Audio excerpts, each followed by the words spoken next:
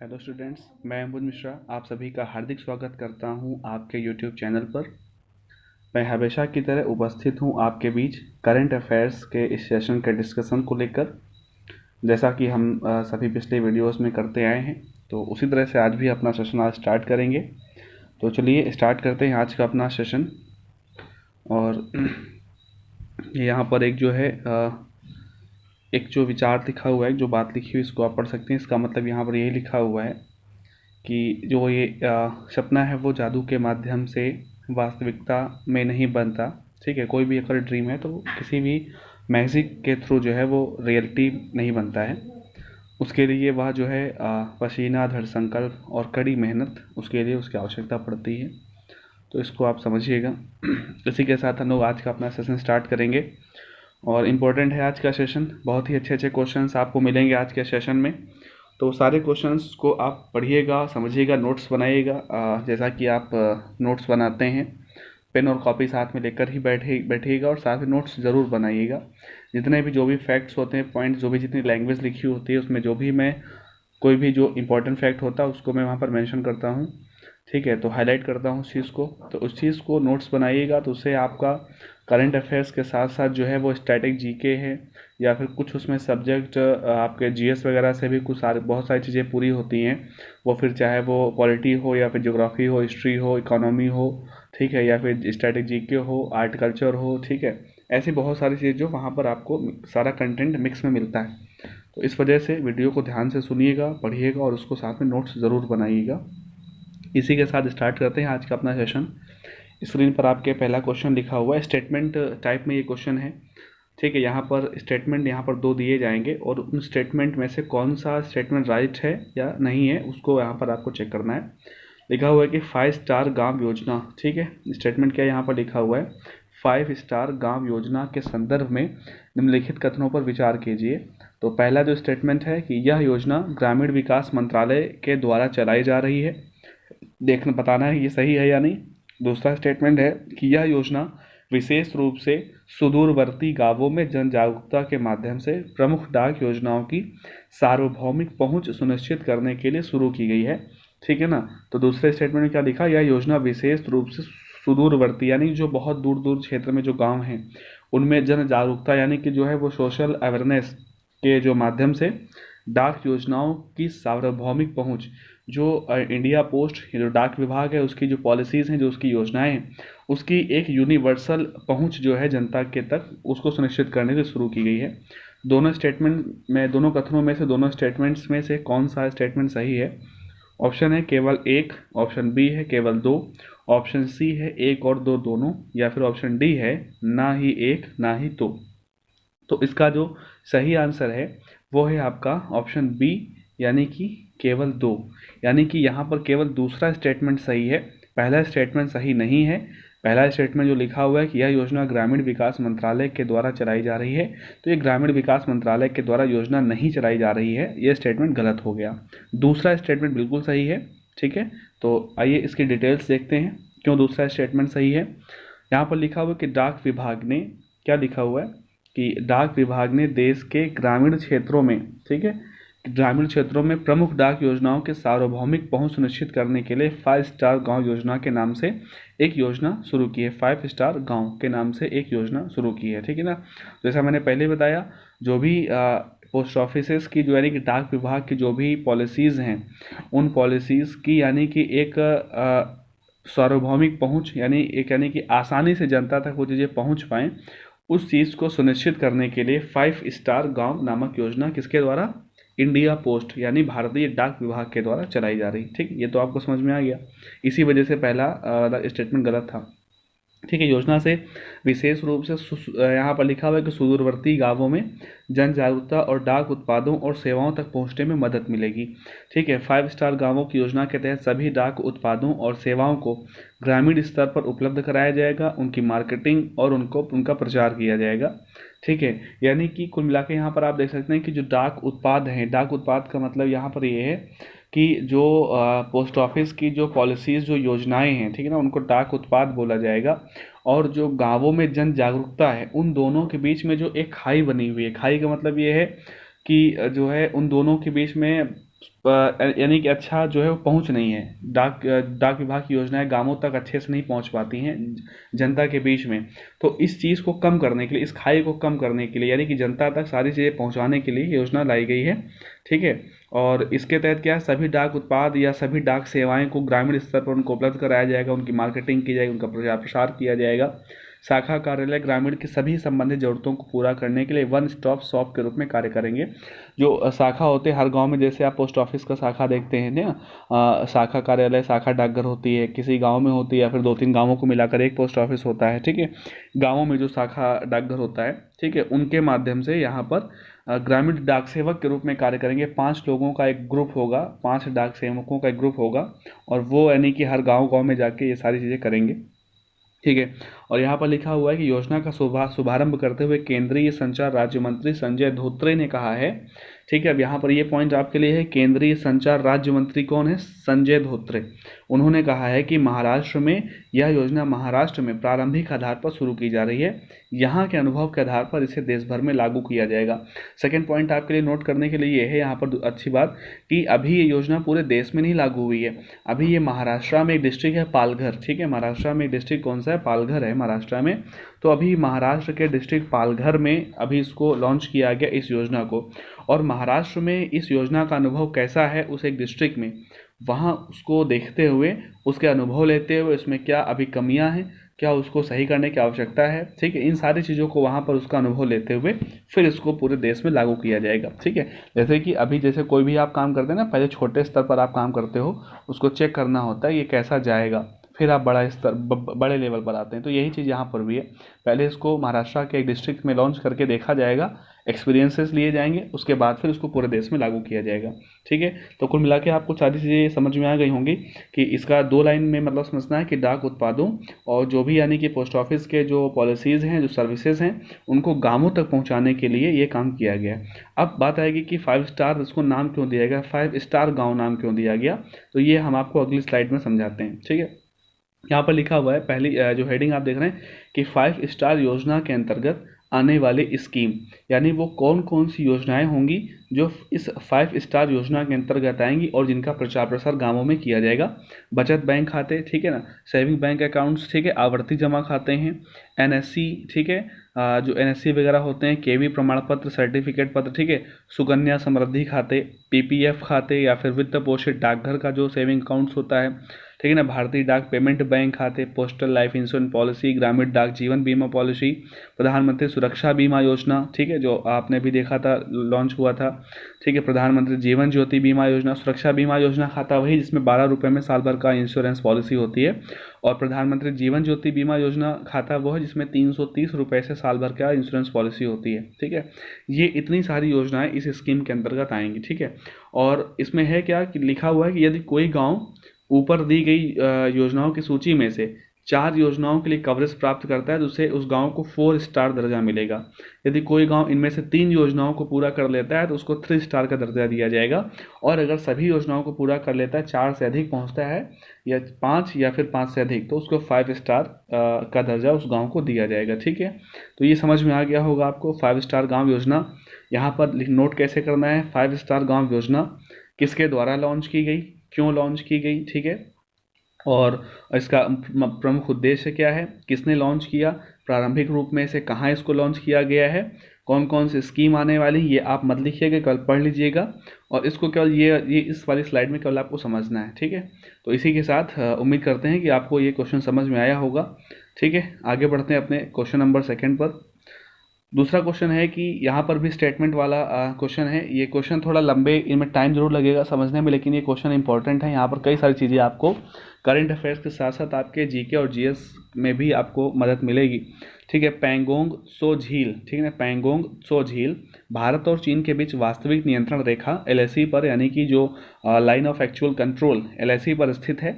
Second statement है कि पैंगोंग त्सो झील जो है वो उत्तरी छोर के, उसके इस झील के उत्तरी छोर पर कई सारे पहाड़ उपस्थित हैं और इन्हें सेना फिंगर्स के नाम से संबोधित करती हैं। ठीक है। 2 स्टेटमेंट हैं आपके स्क्रीन पर, दोनों में से बताना है कौन सा कथन सही है। तो ऑप्शन ए है केवल पहला कथन सही, या फिर ऑप्शन 2 में केवल दूसरा, ऑप्शन सी दोनों सही हैं, ऑप्शन डी दोनों नहीं सही हैं। तो यहाँ पर जो सही आंसर है वो है आपको ऑप्शन सी, यानी कि दोनों ही कथन सही हैं। यह जो झील है पैंगोंग, जो झील आप दिखा हुआ नाम फोटो में भी आप देख पा रहे हैं, ये ठीक है, ये जो है एलएसी पर स्थित है। ठीक है, भारत और चीन के बीच जो वास्तविक नियंत्रण रेखा है, लाइन ऑफ एक्चुअल कंट्रोल, उस पर स्थित है। और इस झील के उत्तरी छोर पर कई सारे पहाड़ स्थित हैं जिनको सेना फिंगर्स के नाम से संबोधित करती है। क्यों करती है, कैसे क्या है, ये सब हम लोग समझेंगे इसकी डिटेल्स में, व्याख्या में।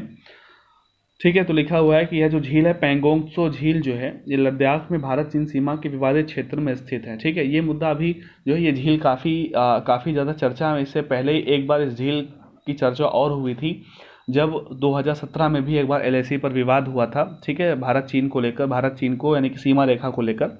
अभी फिर से 2019 से और 2020 तक ये फिर से विवाद चल रहा है, तो फिर से चर्चा में है। तो यह झील लद्दाख में भारत चीन सीमा के विवादित क्षेत्र में स्थित है और यह खारे पानी की झील है। ठीक है ना, ये सारी बातें आपको नोट करनी है। ठीक है ना, खारे पानी की झील है कौन, पैंगोंग।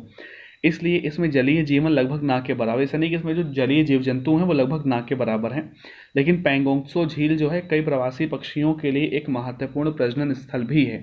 यही कारण है कि इस झील को रैमसर कन्वेंशन, रैमसर यानी जो आपने रामसर कन्वेंशन यानी जो रामसर संधि आप बोलते हैं। ठीक है, आप लोग पढ़ते हैं रामसर संधि क्या है, कैसे है, ये आपको किसी अगले वीडियो में मैं बताऊंगा रामसर संधि के बारे में। तो रामसर कन्वेंशन के तहत अंतर्राष्ट्रीय महत्व की नम भूमि वेटलैंड स्थल घोषित किए जाने की चर्चा चल रही है। ठीक है ना, जो भी यानी कि जो वेटलैंड होते हैं उनको जो है वेटलैंड अंतर्राष्ट्रीय महत्व की नम भूमि जो घोषित किया जाता है वो इसी रामसर संधि, रामसर कन्वेंशन के तहत ही घोषित किया जाता है। भारत सरकार सुरक्षा कारणों के चलते इस झील में नौकायन आदि की अनुमति नहीं देती है। ठीक है, यानी कि जो नौकायन वगैरह होता है, ठीक है, नाव से लोग घूमने में जाते हैं, उसकी अनुमति भारत सरकार नहीं देती है क्योंकि सिक्योरिटी रीजंस के तहत। ठीक है, और यहाँ पर लिखा इस झील के क्षेत्र में भ्रमण करने के लिए, इस झील का जो बाहरी क्षेत्र है, जो एरिया है, उसमें भ्रमण करने के लिए इनर लाइन परमिट की आवश्यकता होती है। यानी आप एवं नहीं जा सकते, आपको वहाँ पर परमिट लेनी पड़ेगी सेना से और वहाँ के एडमिनिस्ट्रेशन से, प्रशासन से परमिट लेने के बाद ही वहाँ आप टहल सकते हैं। ठीक है, और इस झील के उत्तरी छोर पर कई सारे पहाड़ उपस्थित हैं जिनको सेना फिंगर्स के नाम से संबोधित करती है। ये पहाड़ जो हैं वो रणनीतिक रूप से जो काफ़ी महत्वपूर्ण हैं। ठीक है, भारत का कहना है कि वास्तविक नियंत्रण रेखा जो है फिंगर 8 तक है। ठीक है, यानी जो पहाड़ फिंगर 1, फिंगर 2, फिंगर 3, फिंगर 4 करके फिंगर 8 तक हैं, तो यानी कि 8 जहाँ तक हैं, फिंगर 8 तक, तो भारत कहता है, भारतीय सेना कहती है जो एलएसी है वो फिंगर 8 से जुड़ी हुई है।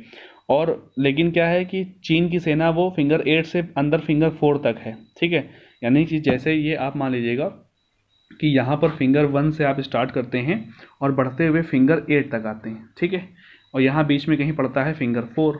ठीक है, यहाँ पर बीच में कहीं क्या पड़ता है, बीच में यहाँ पर कहीं पर पड़ता है फिंगर 4, ये फिंगर 8 हो गया, और यहाँ पर कहीं बीच में पड़ता है फिंगर 4। तो भारतीय सेना कहती है जो ये आपकी जो एलएसी है वो यहाँ पर है। ठीक है, और लेकिन चीनी सेना जो है वो यहाँ तक आ चुकी है। भारत सेना यहाँ पर जाकर अभी हाल ही में जाकर खड़ी हो गई है। ठीक है, भारत सेना का कहना है कि चीन को यहाँ से हटना चाहिए, यहाँ चीन को यहाँ आना चाहिए, चीन की सेना भी यहाँ हो और भारत की सेना ऐसे यहाँ हो। ठीक है, तो यानी भारत कहता है चीन ने इतना यहाँ पर कब्जा कर रखा है। ऐसी सारी बातें चल रही हैं, वो आप डिस्कस देख रहे होंगे, सुन सकते हैं। तो लिखा हुआ है कि भारतीय सैनिक जो है काफ़ी आमने सामने आ चुके हैं। तो पैंगोंग जो झील है इसके बारे में मैं अगर आपको बताऊँ, पैंगोंग झील जो है ये जो आपका हिमालय का जो हिस्सा है, कहाँ पर, लद्दाख वाला हिमालय हिस्सा, वहाँ पर स्थित, जैसा आपने भी देखा, और लगभग 14,000 फीट की ऊंचाई पर स्थित है ये झील। ठीक है, कितना, 14,000 फीट से अधिक की ऊंचाई पर ये स्थित एक लंबी, सकरी और गहरी झील है।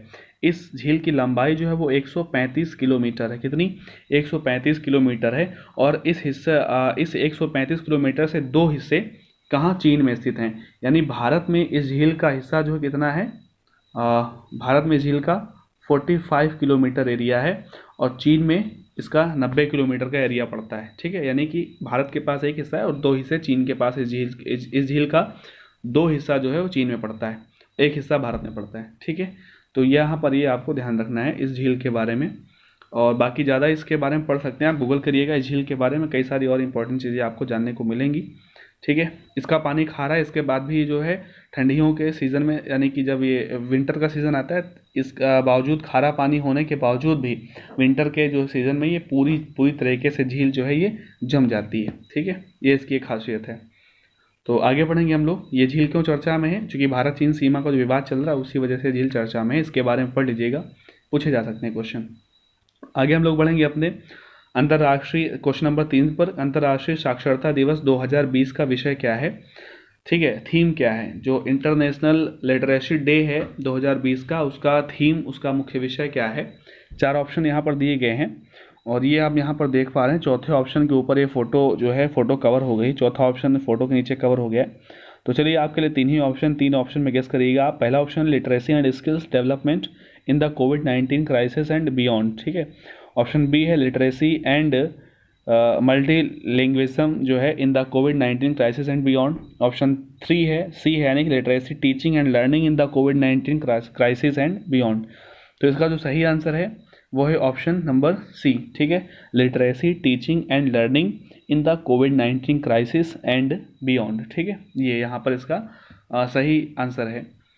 ये इस बार का शिक्षा और शिक्षकों पर पूरा यानी विषय जो है इस बार का रखा गया है प्रत्येक वर्ष 8 सितंबर को, ठीक है। पहली बात तो अंतर्राष्ट्रीय साक्षरता दिवस जो इंटरनेशनल लिटरेसी डे है वो मनाते कब है, 8 सितंबर को मनाते हैं। क्यों मनाते हैं, तो यह दिन व्यक्तियों, समुदायों और समाज के लिए साक्षरता के महत्व, अधिक साक्षर समाजों के लिए गहन प्रयासों की आवश्यकता के बारे में जागरूकता फैलाने के लिए मनाया जाता है, ठीक है। यानी कुल मिला के जो एक शिक्षित समाज, ठीक है, उसका क्या महत्व है, शिक्षा का क्या महत्व है, शिक्षित समाज का क्या महत्व है, उस चीज़ को यानी अवेयरनेस उसके बारे में लाने के लिए मनाते हैं 8 सितंबर को अंतर्राष्ट्रीय स्तर पर। इस बार का विषय क्या लिखा हुआ है, literacy teaching and learning in the covid crisis and beyond. है क्या कि इस बार ये विषय शिक्षकों की भूमिका और शिक्षा की भूमिका पर केंद्रित है। यह विषय जीवन भर सीखने के परिप्रेक्ष्य में साक्षरता सीखने पर प्रकाश डालता है। तो कुल मिला के बता रहे हैं कि यह मुख्य रूप से युवाओं और वयस्कों पर ध्यान इस बार केंद्रित किया गया है, ठीक है। ये यहाँ पर इसका मतलब बताया गया है कि शिक्षा, शिक्षकों, युवाओं और वयस्कों के ऊपर इस बार इसका विषय जो है वो केंद्रित है, ठीक है। यहाँ पर अगली लाइन में लिखा हुआ है कि कब से मना रहे हैं, तो यूनेस्को के द्वारा, ठीक है। आपके लिए लिखने वाला पॉइंट क्या है कि जो इंटरनेशनल लिटरेसी डे है ये किसके द्वारा घोषित किया गया है, तो यूनेस्को के द्वारा घोषित किया है। कई बार ऐसे क्वेश्चन पूछते हैं कि अंतर्राष्ट्रीय साक्षरता दिवस 8 सितंबर को अंतर्राष्ट्रीय स्तर पर मनाया गया, बताइएगा इसको घोषित करने वाली संस्था कौन सी है, ये किसके द्वारा इंट्रोड्यूस किया गया था, ठीक है। तो यूनेस्को के द्वारा कब, 1966 में 8 सितंबर को, ठीक है। और वही बात लिखी हुई है कि समाज जो है वो साक्षरता का, लिटरेसी का इम्पोर्टेंस जान सके, ठीक है, और ज़्यादा से ज़्यादा जो है वो साक्षर समाज बनाए जा सकें, ऐसा प्रयास किया जाएगा। यहाँ पर लिखा है यूनेस्को का मुख्यालय कहाँ पर है, तो ये बात यहाँ पर बताई जा रही है। यूनेस्को का मुख्यालय कहाँ पर है, तो पेरिस, फ्रांस में है, ठीक है। कहाँ पर है, पेरिस में है, फ्रांस के। और यूनेस्को की प्रमुख कौन है, तो ये नाम लिखा है आद्रे ओजुले, ठीक है ना, आद्रे ओजुले या आड्रे ओजुले, जो भी आप पढ़ सकें, फ्रांस की हैं ये, आद्रे ओजुले। यूनेस्को की स्थापना कब हुई थी, ये बात यहाँ पर लिखी है 16 नवंबर 1945, ठीक है। तो एस्टेब्लिशमेंट ईयर क्या है, 16 नवंबर 1945। Headquarter of UNESCO Paris, France. और डायरेक्टर ऑफ यूनेस्को यानी कि हेड ऑफ यूनेस्को आद्रे ओजुले, ठीक है। अंतर्राष्ट्रीय साक्षरता दिवस 8 सितंबर को मनाते हैं। कब से इसकी घोषणा की गई, यूनेस्को के द्वारा 1966। 2020 का विषय क्या है, ये यहाँ पर इतनी बातें यहाँ पर आपको लिखनी है, बाकी चीज़ें आप समझ सकते हैं, थ्योरी को याद कर सकते हैं, ठीक है। बढ़ेंगे हम लोग अपने अगले प्रश्न संख्या 4 पर। बहुत ही आसान प्रश्न है कि वोडाफोन आइडिया लिमिटेड ने हाल ही में अपना नाम बदलने की घोषणा की है, कंपनी के नए ब्रांड का नाम बताइए। तो वोडाफोन आइडिया का आपको ध्यान होगा 31 अगस्त 2018 में वोडाफोन और आइडिया दोनों ही कंपनी का विलय हुआ था। दोनों कंपनी यानी कि मर्ज हो गई थी, वोडाफोन और आइडिया, ठीक है। दूरसंचार कंपनियां हैं ये दोनों। और इसके बाद अभी तक ये वोडाफोन आइडिया लिमिटेड के नाम से ही चल रही थी कंपनी, लेकिन अभी क्या है, रिसेंट में क्या हुआ, इनका नाम बदल के एक नया ब्रांड दिया गया। ऑप्शन ए है VI, ऑप्शन बी है VOID, ऑप्शन सी है IVL, ये ऑप्शन डी है IV, ठीक है। तो ऑप्शन जो है यहाँ पर ए सही आंसर है, बहुत ही आसान आंसर है, आप लोग पढ़े होंगे। वोडाफोन आइडिया, ठीक है, V for Vodafone, I for idea, ठीक है। तो इसका नाम क्या हो गया, VI इसका नाम हो गया अभी। ये यहाँ पर आप इसका जो है इसका यहाँ पर लोगो देख सकते हैं, VI, ठीक है, VI। और इसका जो ये इसको क्या बोलते हैं आप, टैगलाइन, वोडाफोन आइडिया की टैगलाइन जो है ये वहाँ लिखिए टुगेदर फॉर टुमारो, ठीक है। ये भी ध्यान रखना आपको, टुगेदर फॉर टुमारो ये इसकी टैगलाइन है नई कंपनी की। भारत की दूरसंचार सेवा प्रदाता वोडाफोन आइडिया लिमिटेड ने घोषणा की है कि दुनिया में सबसे बड़े दूरसंचार विलय, यानी ये जो दोनों कंपनियों का मर्ज हुआ था, ये दुनिया का सबसे बड़ा जो है दूरसंचार कंपनियों का विलय था, मर्ज था। जो पूरा होने के बाद खुद को एक विलय इकाई के रूप में पेश करने के लिए इसे VI ब्रांड के रूप में इसको ब्रांडेड किया गया है। ठीक है, नया नाम क्या, VI ब्रांड इसका नाम रखा गया है। तो बता रहे हैं कि दोनों कंपनियों का विलय 31 अगस्त 2018 को हुआ था। ठीक है, वोडाफोन आइडिया लिमिटेड के इस समय CEO कौन है? ठीक है, ये यहाँ पर बताया गया है कि इस समय जो है इसके CEO कौन है। तो इस समय इसके CEO हैं रविंद्र टक्कर। वोडाफोन आइडिया लिमिटेड जो है VI ब्रांड जो है इसके CEO इस समय कौन है? रविंद्र टक्कर। ठीक, और इसका वो टैगलाइन क्या है? तो टुगेदर फॉर टुमारो। ठीक, इसी के साथ हम लोग आगे बढ़ेंगे अपने प्रश्न संख्या 5 पर। लिखा हुआ है कि मोबाइल क्रैचेस नामक संगठन द्वारा तैयार की गई the state of young child in India शीर्षक रिपोर्ट किसने जारी की? ठीक है, यानी एक रिपोर्ट है और उस रिपोर्ट का टाइटल क्या है? The state of young child in India. ठीक है, और यह किस ऑर्गेनाइजेशन के द्वारा जारी की गई है? तो मोबाइल क्रैच नाम का एक ऑर्गेनाइजेशन उसके द्वारा। तो इस रिपोर्ट को जारी किसने किया? ऑप्शन ए वेंकैया नायडू जी, जो कि vice president of India, Nirmala Sitharaman ji, ठीक है, finance minister of India, option C Subrahmanyam Jaishankar, foreign minister of India, या option D prime minister of India. ठीक है, नरेंद्र मोदी जी। इन चारों में से कौन सा ऐसा व्यक्ति जिसने इस रिपोर्ट को जारी किया हो? तो ऑप्शन ए सही है, यानी कि मिस्टर वेंकैया नायडू, ठीक है, president of vice president of India. इन्होंने ये रिपोर्ट जारी की है, कौन सी? The state of young child in India. और इसको जारी इसके किसके द्वारा ये रिपोर्ट तैयार की गई है? तो मोबाइल क्रच नामक एक ऑर्गेनाइजेशन। डिटेल्स में आते हैं तो लिखा हुआ है कि उपराष्ट्रपति वेंकैया नायडू जी ने the state of young child in India title report जारी की है। इस रिपोर्ट को पॉलिसी वकालत करने वाले संगठन, यानी इस रिपोर्ट की जो पॉलिसी है इसको बनाने वाला संगठन कौन है? मोबाइल क्रच, जो यहाँ पर ये है हाईलाइटेड करके लिखा हुआ है, मोबाइल क्रच, इसके द्वारा तैयार किया गया है।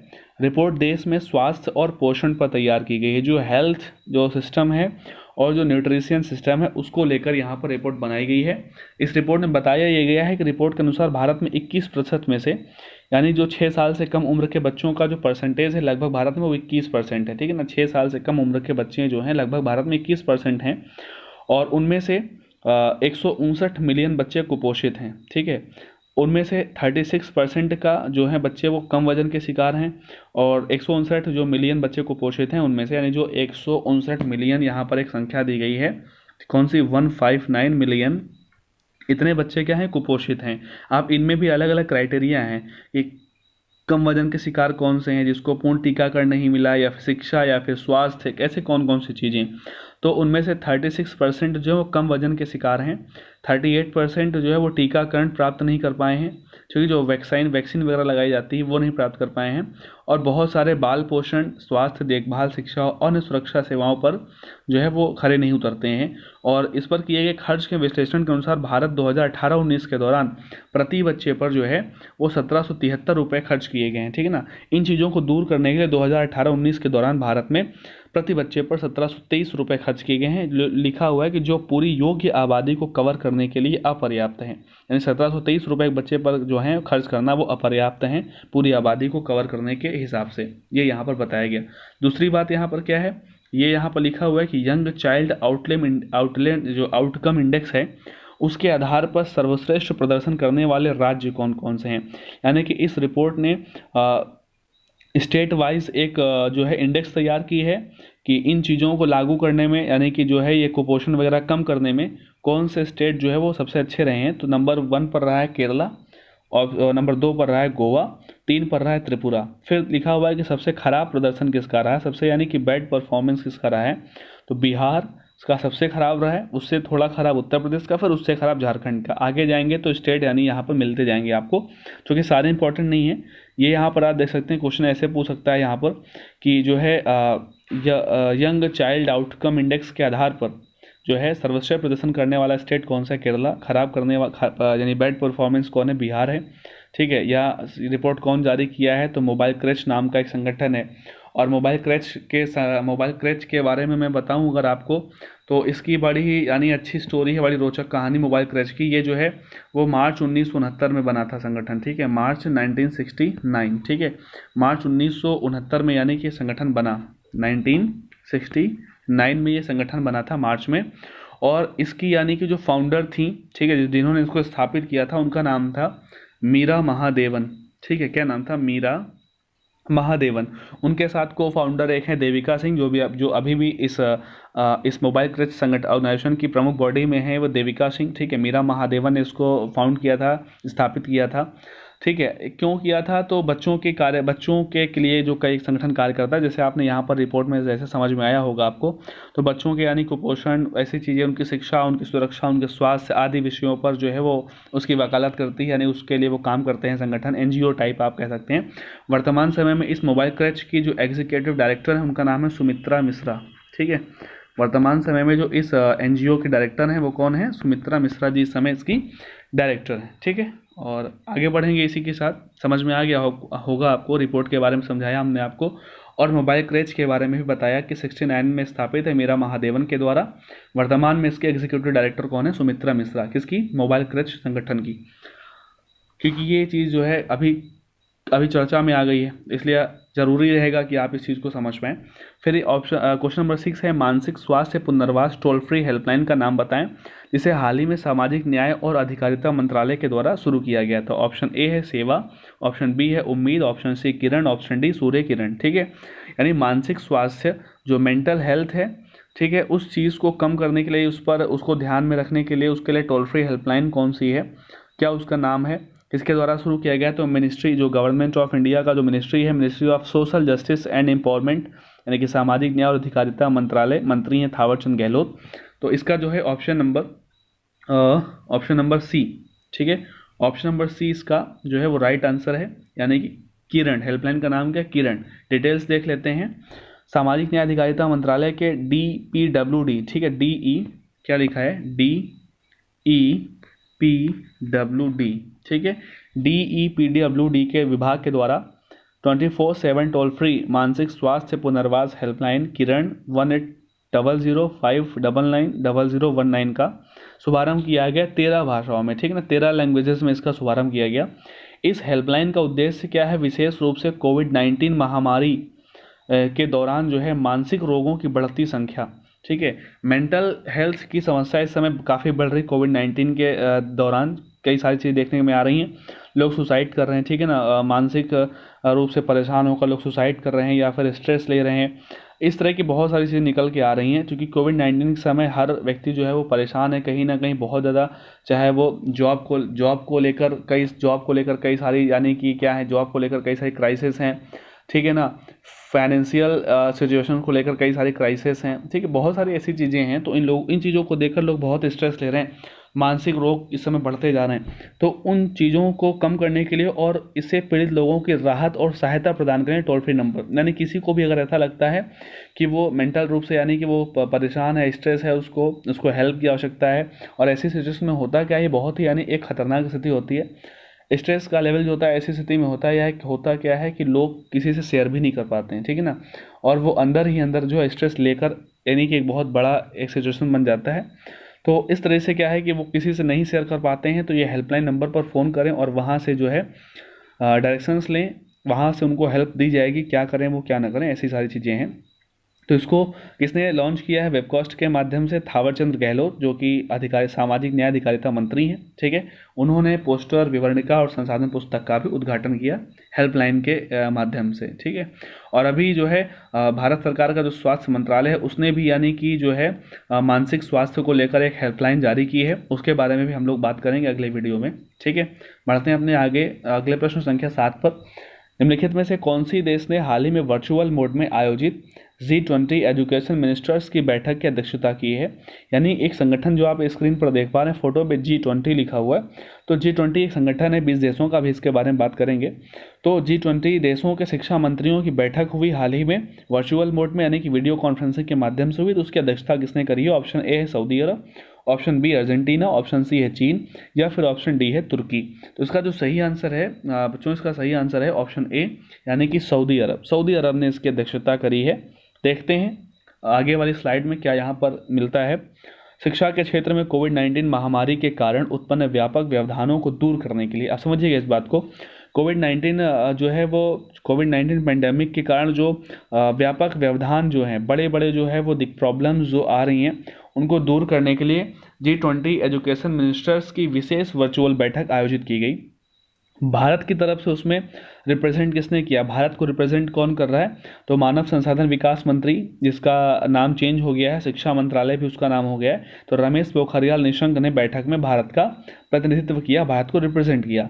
बैठक के दौरान मंत्री ने कोविड-19 महामारी में, मंत्री यानी कि भारत की तरफ से जो मंत्री रमेश पोखरियाल ने क्या बोला कि महामारी से जो है शिक्षा प्रणाली में लचीलापन बनाने के लिए भारत सरकार द्वारा जो भी उठाए गए उपाय हैं, जो भी उठाए गए कदम हैं, उनकी जानकारी वहाँ पर उन्होंने दी।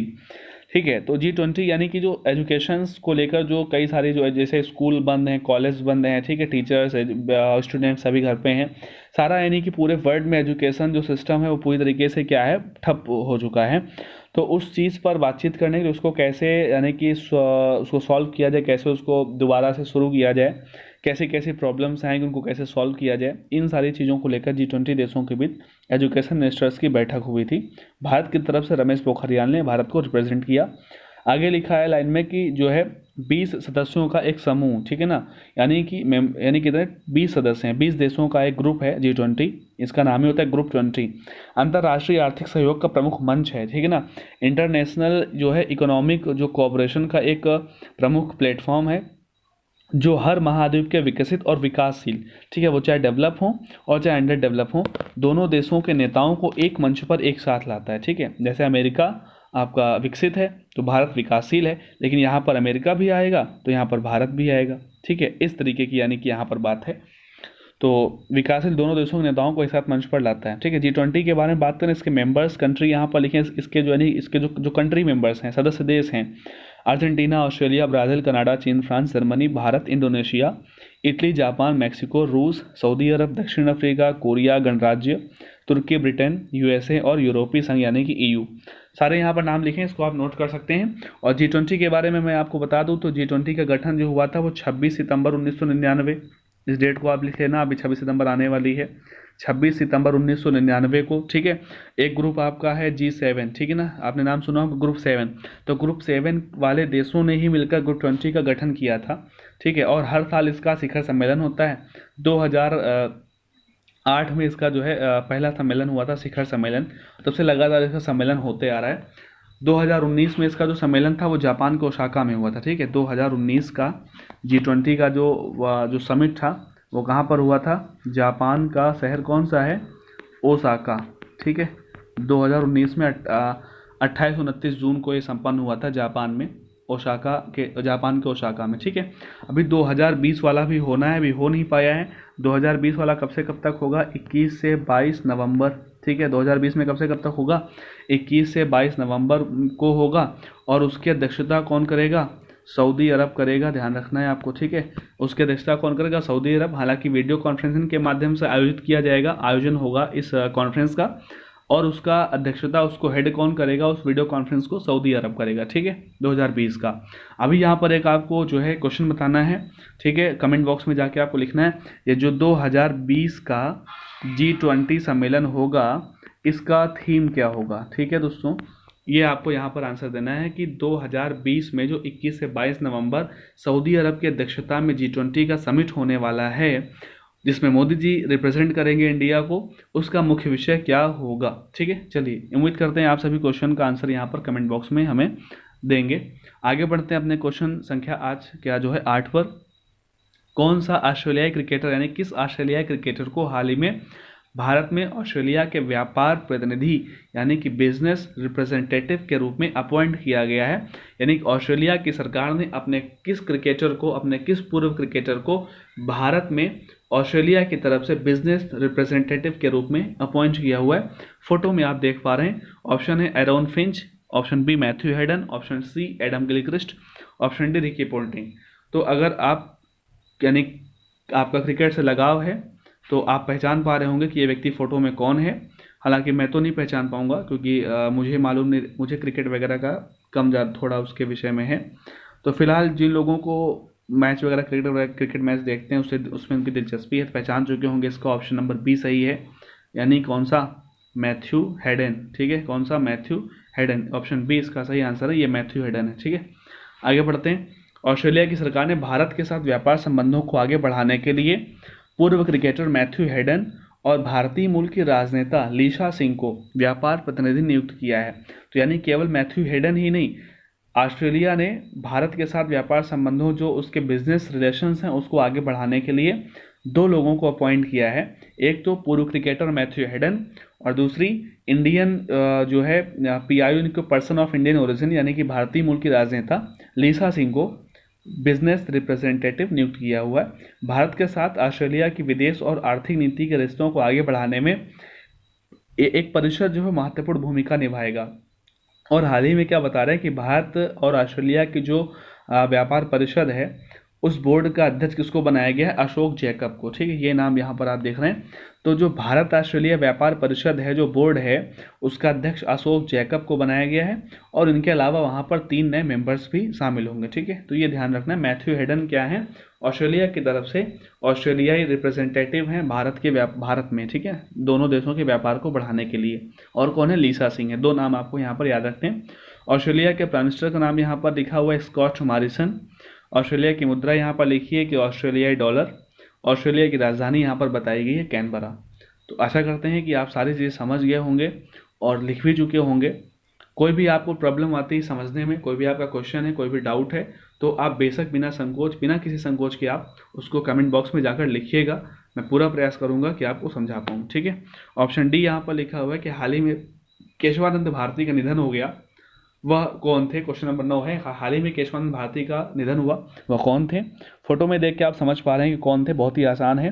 तो ऑप्शन बी यानी कि आध्यात्मिक नेता थे। ठीक है ना, कौन थे? एक संत थे, दक्षिण भारत के बहुत बड़े संत हैं थे। ठीक है, दक्षिण भारत के बहुत बड़े संत थे और काफ़ी इनका नाम है। और इनका नाम क्यों है ये आप बहुत अच्छे से अब तक समझ चुके होंगे। मैंने आपको पॉलिटी वगैरह पढ़ाई है। जब पॉलिटी वगैरह हम आपको पढ़ाते हैं उसमें केशवानंद भारती बनाम केरला राज्य का कई बार जिक्र होता है। ठीक है, कई बार ये चीज़ें आप सुनते हैं। तो ये वही केशवानंद भारती हैं जिनका केरला स्टेट से विवाद हुआ था और सुप्रीम कोर्ट तक वो गया था। क्या कैसे है इसकी भूमिका, इन शॉर्ट हम लोग समझने का प्रयास करेंगे। और ये बहुत इंपॉर्टेंट केस था, इसके बारे में आप गूगल पर पढ़ सकते हैं, अच्छी जानकारी आपको मिलेंगी। तो ऑप्शन बी यानी आध्यात्मिक नेता थे ये। तो यहाँ पर जो है व्याख्या में जो पहली लाइन लिखी है कि संविधान के मूल ढांचे का सिद्धांत यानी कि जो basic structure of Indian constitution, Bharat के संविधान का जो मूल ढांचे का सिद्धांत है, उसकी जो थ्योरी है, उसको दिलाने वाले संत केशवानंद भारती का रविवार को निधन हो गया। रविवार यानी कि आपका क्या हो गया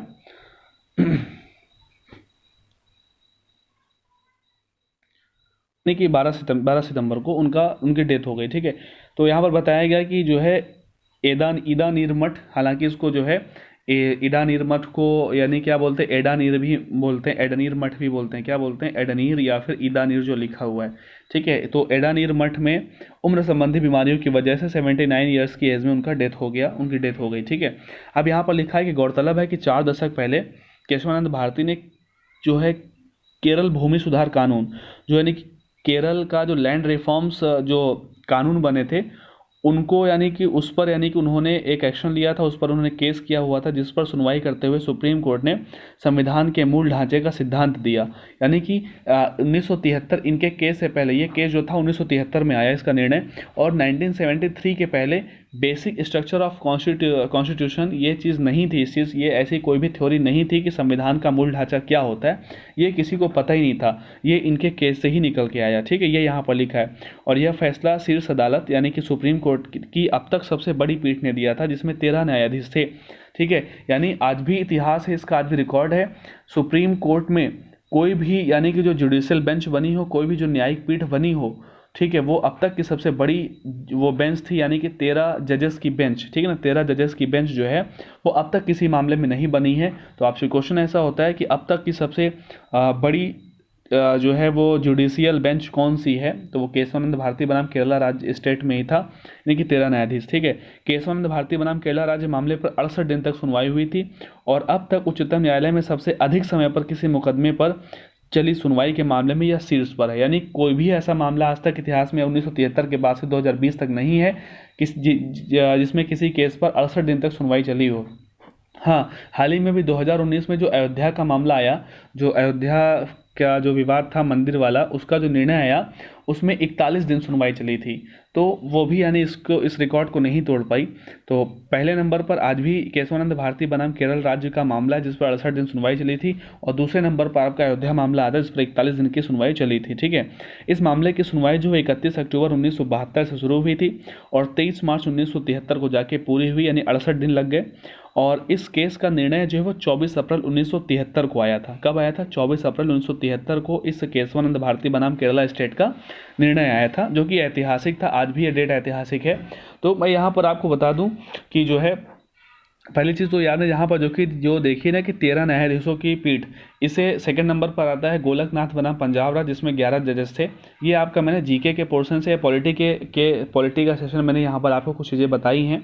ठीक है, प्रयास किया है कि कौन सी पीठ सबसे बड़ी है अब तक, तो 13 न्यायाधीशों की ये है केशवानंद भारती, और 11 न्यायाधीशों की पीठ जो है वो गोलकनाथ बनाम जो है पंजाब स्टेट में बनी थी। उसको भी आप ध्यान रखेंगे, लिख के रखेंगे। एक्चुअली मामला केशवानंद भारती मामला था क्या कि केरला में डिस्ट्रिक्ट पड़ता है कासरगोड। ठीक है, केरला में डिस्ट्रिक्ट कौन सा पड़ता है, अगर आप ध्यान देंगे, अगर नाम कभी सुना हो आपने, कौन सा डिस्ट्रिक्ट पड़ता है? कासरगोड। ठीक है, इस डिस्ट्रिक्ट में क्या था? एक मठ था, कासरगोड मठ था, और कासरगोड मठ की हजारों एकड़ भूमि थी। ठीक, कितनी भूमि थी? हजारों एकड़ भूमि थी कासरगोड मठ में। ठीक है, मठ में जो था हुआ क्या कि केरल में सरकार बनी, वामपंथी सरकार बनी थी, नई सरकार आई केरल में। ठीक है, वामपंथी सरकार आई थी, और उन्होंने क्या भूमि सुधार के प्रयास किए, लैंड रिफॉर्म्स के प्रयास किए और कानून ला दिया। और कानून के तहत क्या किया? जो मठ की हजारों एकड़ की भूमि थी उसका अधिग्रहण कर लिया। किसने? केरल की सरकार ने। तो हुआ क्या इसमें?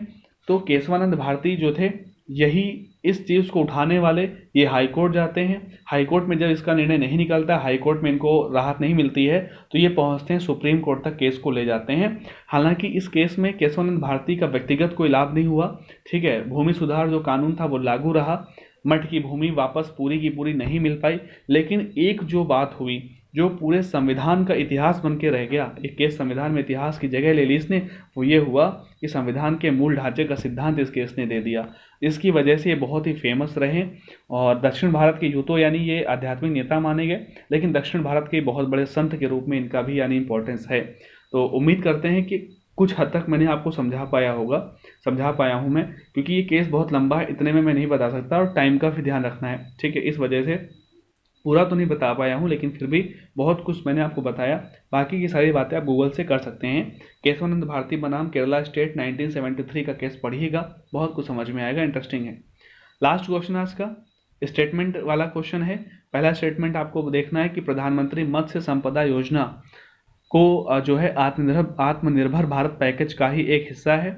स्टेटमेंट सेकंड है कि इसे वित्त वर्ष 2020-21 से वित्त वर्ष 2021-22 तक के लिए संचालित किया जाएगा।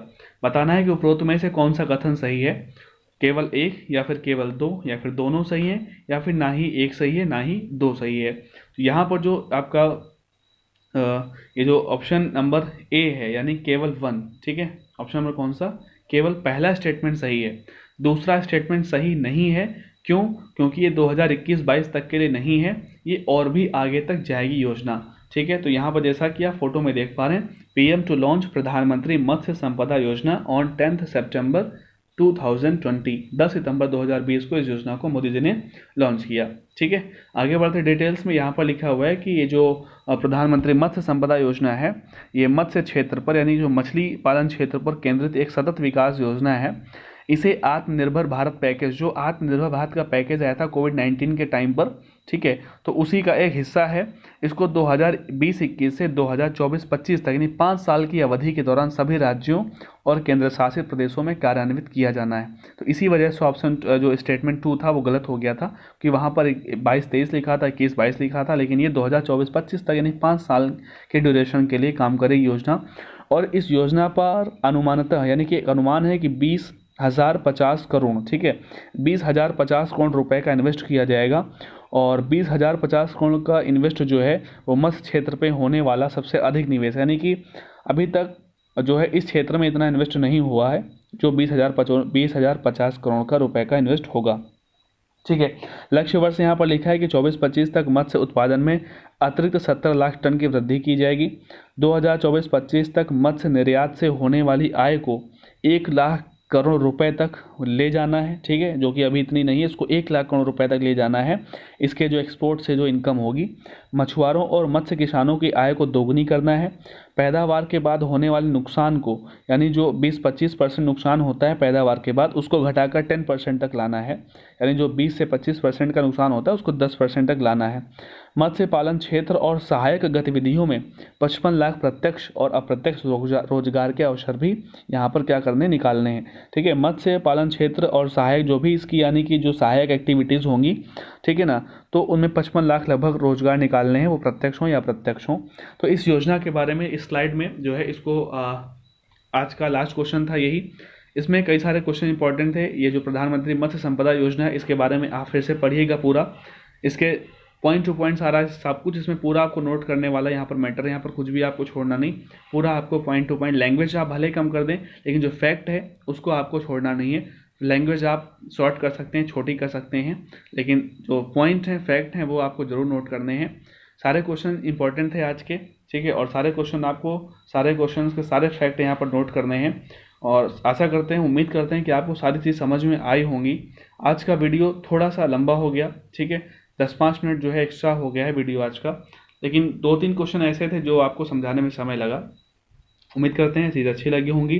अगर आपको वीडियो अच्छा लगता है, पसंद आता है, और आपको पढ़ाई में अगर हेल्प मिलती है इस चीज़ से, तो इसको ज़्यादा से ज़्यादा दूसरों तक पहुँचाएँ, शेयर करिएगा और लाइक भी करिएगा, और अपने डाउट्स लिखिएगा, कमेंट करिएगा, ठीक है, बताइएगा वीडियो कैसा लगता है।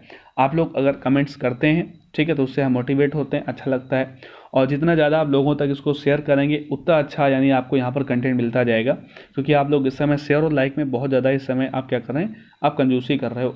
तो शेयर और लाइक में कोई कंजूसी ना करते हुए इसको जोरदारी से शेयर करिएगा, लाइक करिएगा, और इसी तरीके से पढ़ते रहिएगा। ध्यान रखिएगा अपना, ठीक है, मिलते हैं अपने अगले सेशन में, ठीक है, चलिए, धन्यवाद।